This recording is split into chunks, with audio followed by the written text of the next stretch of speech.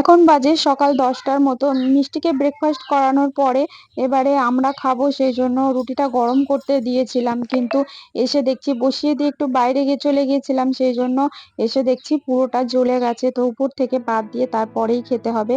আর খাওয়া-দাওয়ার পরে এই যে মিষ্টিকে একটু রেডি করিয়ে দিয়েছি। বাবা বলল যে ওকে একটু রেডি করিয়ে দিয়ে ওকে একটু ঘুরিয়ে নিয়ে আসে। ঘোরা বলতে সামনে জাস্ট ১ মিনিট দূরে এরকম আস্তে, আস্তে গাড়ি পা দিয়ে ঠেলে নিয়ে গিয়ে ওকে ঘোরায়। তো সেইজন্য বাবার যেদিনকে ছুটি থাকে ছুটির দিনকে ও এরকম ভাবে বাবার সঙ্গে ঘুরতে বেরোয়। তো যাচ্ছে। ওর এত সাহস, ও কিছু ভয়ই করে না বললেই চলে। স্ট্রেট ভাবে একদম দাঁড়িয়ে থাকে। তো ঘুরে ও চলে এসেছে। এবারে আমার বাবা উঠছে না। বাবাকে সঙ্গে করে নিয়ে তারপরেই ও ঢুকবে। সেইজন্য ও ওয়েট করছে।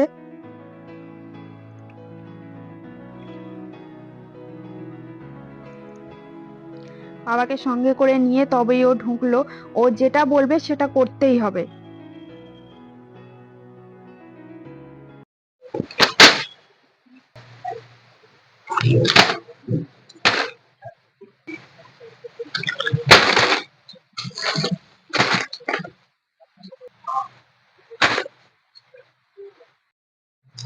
বিলশেয়ার থেকে কালকে কতগুলো জিনিস অর্ডার করা হয়েছিল, সেগুলো দিয়ে গেছে। তো সেগুলোই দেখাবো কেমন কি এসেছে। সবকটা জিনিস খুব ভালো এসেছে, ভালো কোয়ালিটির এসেছে। ভেবেছিলাম যে ভালো কোয়ালিটির হয়তো হবে না, কিন্তু দেখছি ভালোই, মোটামুটি ভালোই। এটা হচ্ছে বাদাম, 2 প্যাকেট বাদাম অর্ডার করা হয়েছিল। 1 প্যাকেট বাদাম পিনাট বাটার করা হয়েছে, সেটা আমি দেখাবো কিভাবে পিনাট বাটারটা তৈরি করেছি। আর এটা আছে ছাতু, ছোলার ছাতু, এটাও 2 প্যাকেট অর্ডার করা হয়েছিল। 1 প্যাকেট কাটা হয়েছে আর 1 প্যাকেট দেখাচ্ছি। আপনারা চাইলে অর্ডার করতে পারেন, রিলশেয়ার খুব ভালো। আর এটা হচ্ছে কিসমিস, এটাও 2 প্যাকেট অর্ডার করা হয়েছে।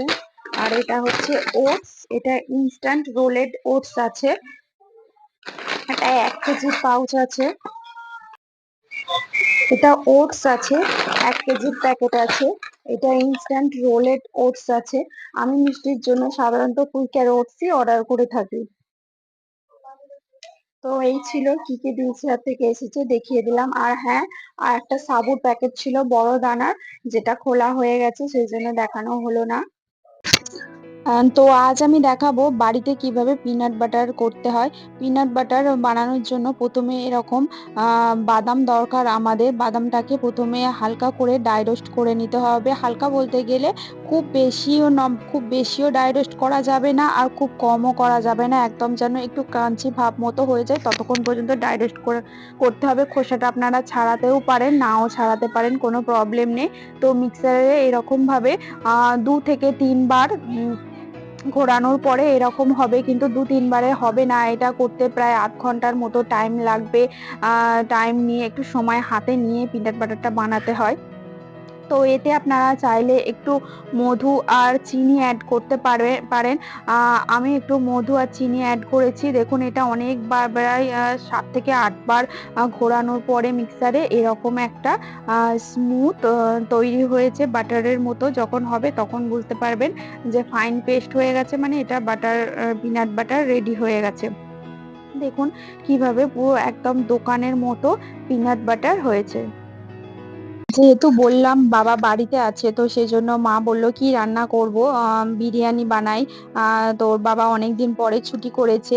এমনিতে সানডে ছুটি থাকে, আর যেহেতু এমনি অফ ডেটে ছুটি করেছে, তো সেজন্য মা বলল আজকে বিরিয়ানি বানাই। বিরিয়ানি আমার বাবার খুব ফেভারিট, শুধু বাবার না আমাদের সবাইকার ভীষণ ভীষণ ফেভারিট। আর আমার হাজবেন্ড তো সবসময় বিরিয়ানি বিরিয়ানি, ও সকাল সন্ধ্যা রাত যখন বিরিয়ানি বিরিয়ানি করে যায়। তো সেটা কোনো ব্যাপার না, যাই হোক। তো সবাই হয়তো ভাববে যে এত বড় হাঁড়িতে বিরিয়ানি বানাচ্ছে কতজন? আমাদের বাড়িতে 7-8 জনের মতো মেম্বার আছে। দুপুরে আর রাতে মিলিয়ে প্রায় 16 জনের মতোই হয়ে যাচ্ছে। আর বিরিয়ানি একটু পরের দিনকে থাকলে খেতে ভালো লাগে। এটা আমার মনে হয় আমার না, সবাইরই ভালো লাগে। তো এই যে একদম রেডি হয়ে গেছে আমার মায়ের হাতের সুপার ডুপার হিট বিরিয়ানি, যেটা দোকানকেও হার মানে। আমার তো দোকানের বিরিয়ানি অতটা ভালো লাগে না, আমার মা যেভাবে বানায় যেটা আমার ভালো লাগে। এখন বাজে ৬টা থেকে ৬:৩০টার মতো হবে। তো বাইরে একটু টিপটিপ করে বৃষ্টি পড়ছে। মা বলল, "কি খাবি সন্ধ্যাবেলা?" বললাম, "কিছু একটা করো।" তো সেজন্য মা বলল, "তাহলে লুচি বানিয়ে দিই, লুচি খা।" আর সাথে সুজির পায়েস রান্না করছে। তো মা এটা যেটা দিলো তেলের মধ্যে, এটা হচ্ছে নুন। তেলেতে নুন দিলে নাকি এটা ঠিকরে পড়ে না, সেইজন্য। আর এই যে এই দেখুন মিষ্টি এসে গেছে, আমার মায়ের কোলে উঠে বসে আছে। মাকে কিছুতেই কাজ করতে দেবে না। ও ব্ল্যাক স্টোনটার উপরে উঠে দাঁড়াবে। মিষ্টি যেহেতু মায়ের কোলে আছে, তো সেইজন্য মা এক হাত দিয়ে লুচিটা বেলছে আর ছোট বোন এই যে সেঁকে দিচ্ছে। ও ওইগুলো সব নেবে, দুষ্টুমি করবে, যেটা ওর কাজ আরকি। তো এই যে দেখুন আবার ইলেকট্রিকটাও অফ হয়ে গেছে। তো এবারে মিষ্টি ওর ছোট মামামকে খাওয়াচ্ছে।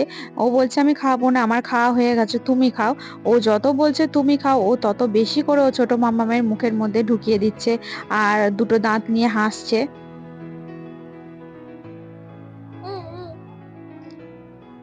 ওকে যে কাজটা বারণ করা হয় ও সেই কাজটা বারবার করে। যত ওকে বারণ করা হচ্ছে তত ও বারবার ওই কাজটাই করছে। এদিকে ভয়েস ওভার দিচ্ছি, পাশ থেকে শুনতেই পাচ্ছেন মিষ্টির আওয়াজ আসছে, আমার পাশে আছে।